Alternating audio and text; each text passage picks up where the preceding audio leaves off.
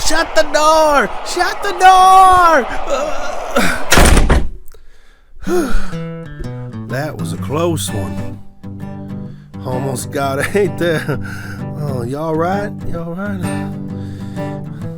You know, kind of reminds me of this tune I used to play back in the day. I think it goes a little something like this.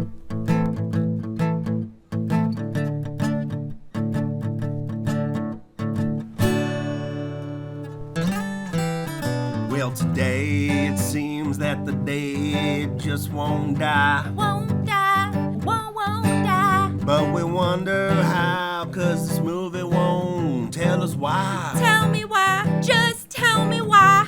We swear this genre of films is just getting by. Go by, way, way by. There's gotta be a better way to pass the time. Oh, pass the time. 'Cause today's zombie movies, they just won't die. Won't die, they just won't die. We keep paying and paying, but we just can't tell you why. Somebody please just tell me why. Some days it's so bad we might even cry. But we still come back every single time. Every single time. Well, it may be a movie spawned from a video game that's beaten in the ground until you've gone insane. Or it could be one that takes place after just 28 days. Or maybe even that episode of Community. Sometimes it's a classic that's been remade, all inside a shopping mall through the end of days. And they keep coming out at this quickened pace, while it seems our integrity is being misplaced. Oh, today's zombie movies just won't die. Won't die, won't die. Even one called things like Dead Alive. Dead alive, dead alive.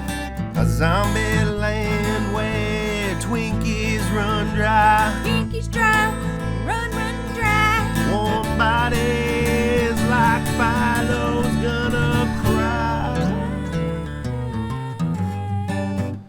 Well, we didn't even mention World War Z or The Walking Dead or Shaun of the Dead. 30 Days a Night and whatever happened to Pride, Prejudice, and Zombies. Or The Scout's Guide to the Zombie Apocalypse. And who's coming up with these titles? I mean, for real, these movies are getting out of control. And Welcome to the Cinema Club. R&R Reviews. Welcome back, my friends. You're back with the Rogers Brothers here at R&R Reviews.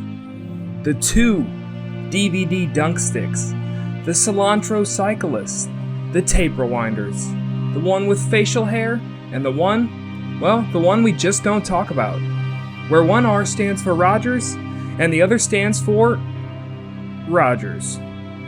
We're here today because of a lousy problem. Today, the dead just won't stay dead. The dead won't die. In fact, they're making more dead to become undead. Science. This week we checked out Jimmy Jarmusch's flick, The Dead Don't Die. And we came away with some mixed thoughts that really gave our brains a good blending. Now that would be nice and smooth for tasty consumption from those pesky zombies. We gave The Dead Don't Die an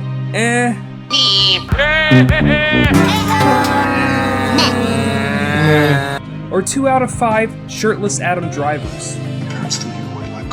Other than the zombie apocalypse occurring in the world, we still aren't sure what this movie's plot was about. The story starts out strong, but quickly morphs into a wandering, meandering path with pointless plot points that go nowhere. This makes the movie feel like it's longer than The Irishman, and in the end, wastes all of its great potential. That being said, the movie is packed with subliminal messages, some easily noticeable, and some that take some reading into. Good thing I can't read. Metaphors are all good and fun, but only if your story is actually a story. The movie is packed full of characters, like a can of sardines. Unlike a Steven Soderbergh film, they don't get much development. Some of the dry humor dialogue can certainly make up for that, but with no story, there's about as much to offer here as the two latest Pirates of the Caribbean films. This film certainly had a few very funny moments, but this could have been so much more. Perhaps one of the best parts of this movie is the cast of familiar faces making up this band of kooky small-town characters. We get several drop-ins from notable celebrities and some small roles from some big actors.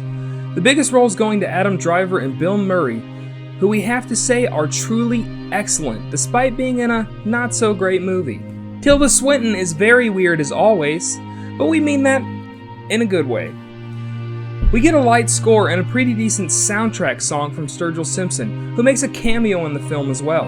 Along with cameos from Steve Buscemi, I'm glad I called that guy, Danny Glover, who claims he's getting too old for this, Rosie Perez, Cacaws of the Hunted, Tom Waits, Don't Touch His Gold, and Iggy Pop, who is just a passenger.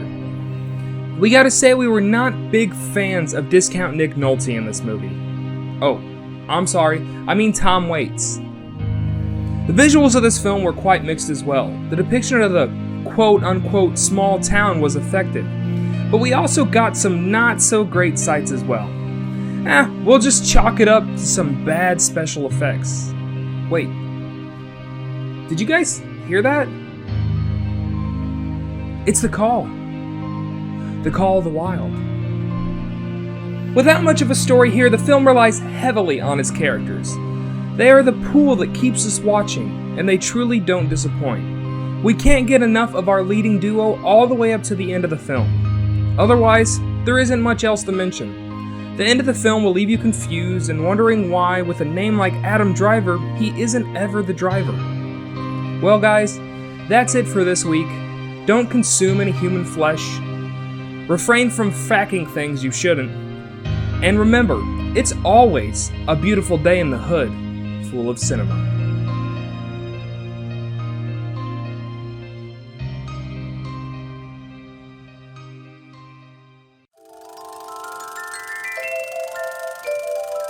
I sure do like pumpkins, Cotton.